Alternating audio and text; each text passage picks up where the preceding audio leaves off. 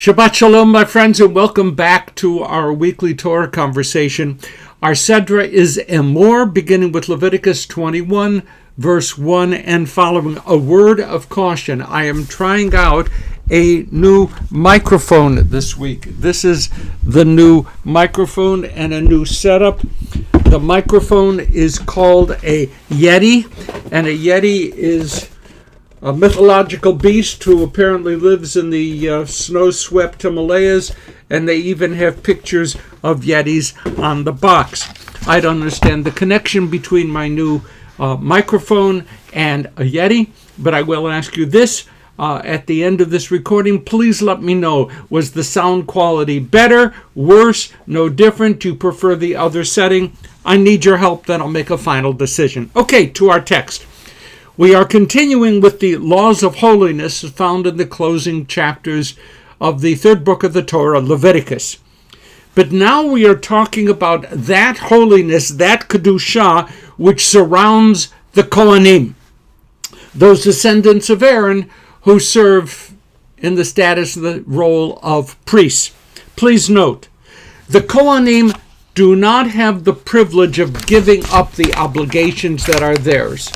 Those obligations are written in the Torah, expanded later by the rabbis. They cannot be set aside. Whom they marry, tightly regulated. How they may mourn, tightly regulated.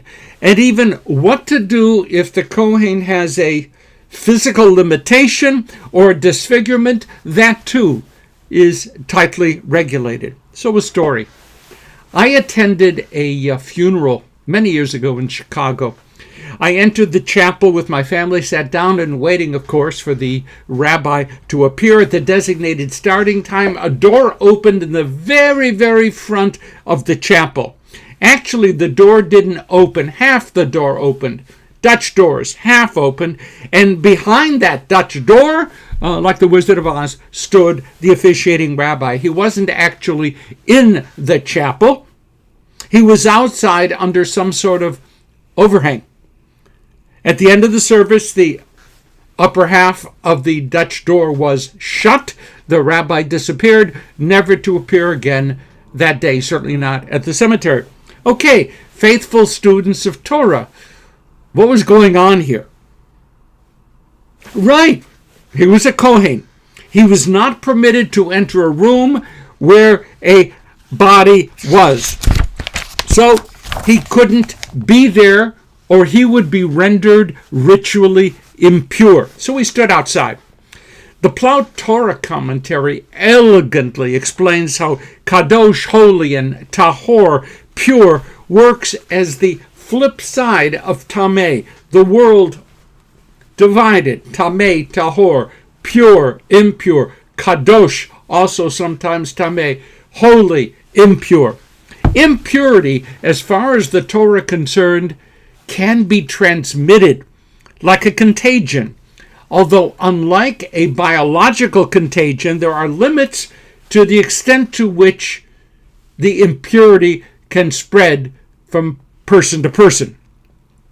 And the most intense transmitter of that contagion is a corpse. Now we know that sometimes that kind of contagion is unavoidable. We know that. God forbid, someone could die right next to us. Or we may not be aware that we have just entered a house in which someone had just perished. Therefore, defilement by proximity is not regarded as a sin. It's defilement. You have to be purified. And in fact, sometimes that kind of defilement is an obligation. Our text states, for example, that the Kohen must care for immediate family members who just passed away.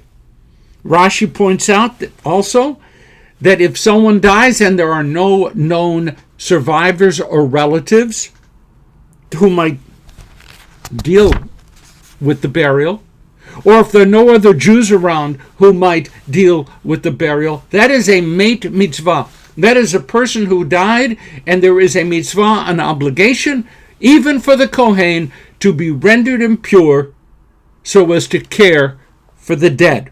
Now, strict religious regulation. But nevertheless, no matter how that impurity occurred, there has to be a process of ritual cleansing.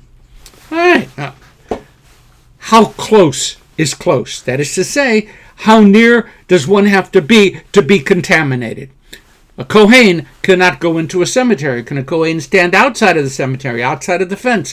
50 yards enough? 100 yards enough? Are there limits?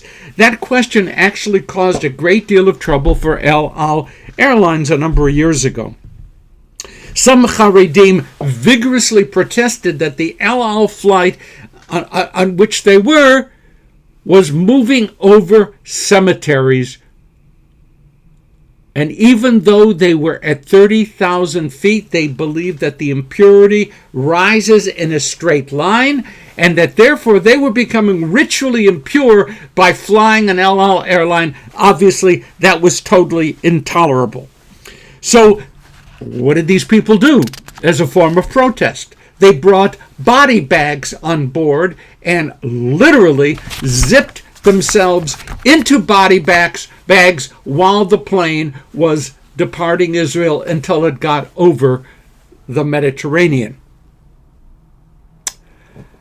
End of the story. I am told that some of the other travelers on the airplane did not react all that well. They were shocked or distressed or at least intensely puzzled by what they were seeing. I can empathize with that. Now, our Sedra notes also that in terms of the Kedusha, the holiness of the priest may not marry a divorced woman. This is another story. I was a rabbi of a congregation in a community, and I received a visitor, an Orthodox young man, divorced, who wanted to get married to another Jewish observant woman. He was a member of an Orthodox congregation in our community. Fine. But his rabbi had told him that he would not officiate a marriage between a Kohen and a divorcee. So the man came to me. What was I going to do? I am such a naturally good, warm, caring person. Obviously, I'd want to do everything I could for that man. On the other hand, that individual came to me not out of any conviction, but for convenience. So what was I supposed to do? So I contacted one of our movement's great halachic Jewish legal specialists, and we discussed it back and forth and came to a conclusion. What would you do if you were sitting in my chair behind my desk and had received that request? If you were standing there, would you have officiated? One last element in this rich Sedra. Leviticus 22:1 seems to stipulate that the Kohanim must be very scrupulous regarding the purity of the gifts that the people are bringing for sacrifice or food donation to the Kohanim. The priests must be in a state of purity. No layperson may eat of the gifts brought for the priests, and the offering itself must be worthy, fit according to clear standards. A donation must meet ethical standards. Do you want to try to bring that up to our world of 2019? Does a charitable gift to any worthy cause that we care deeply about have to be from a person of a relatively unblemished background? And even if the donor has such a relatively unblemished background, does the money itself have to have been earned through enterprises that we view as worthy? And what do? After we might have accepted a gift and acknowledged it, maybe even celebrated and had a big dinner, we belatedly discover something unsavory either about the source of the money or about the donor.